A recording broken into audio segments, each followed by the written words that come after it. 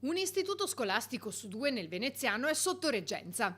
La situazione è pressoché unica nella nostra regione e secondo la CGIL il principale indiziato è il MIUR che avrebbe ritardato senza motivo il concorso per i nuovi dirigenti. Un allarme, purtroppo non da adesso, ormai da qualche anno e la situazione sembra ancora lontana da risolversi e probabilmente e sicuramente non entro quest'anno scolastico, visto che il MIUR ha ritardato a fare il concorso per i dirigenti scolastici.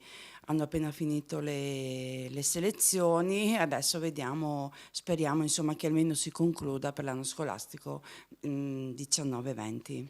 Tutti i dirigenti in ruolo ormai alle porte, dunque nel prossimo anno scolastico si troveranno a doverne gestire anche un secondo. Si va incontro a un malstare proprio dentro la scuola, nel senso che i dirigenti scolastici sono costretti con le reggenze a fare un lavoro, posso dirlo, disumano, sì, veramente, perché addirittura quest'anno abbiamo visto i nominativi arrivano non solo da fuori comune, ma anche da fuori provincia e questa cosa è assurda, cioè li mettono in una condizione dove la didattica verrà messa a dura prova.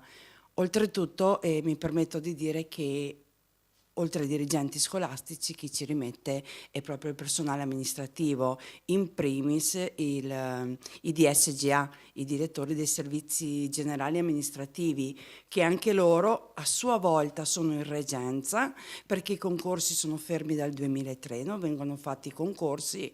Quindi mi chiedo, è un attacco alla scuola pubblica? Sì, è un attacco alla scuola pubblica. Già da tempo il sindacato segnala questa situazione proponendo delle soluzioni che però, almeno finora, non sono state prese in considerazione. Quello che dovrebbe capire il governo è che il sindacato non è contro il governo, ma dovrebbe essere di supporto e di aiuto per cercare insieme le soluzioni.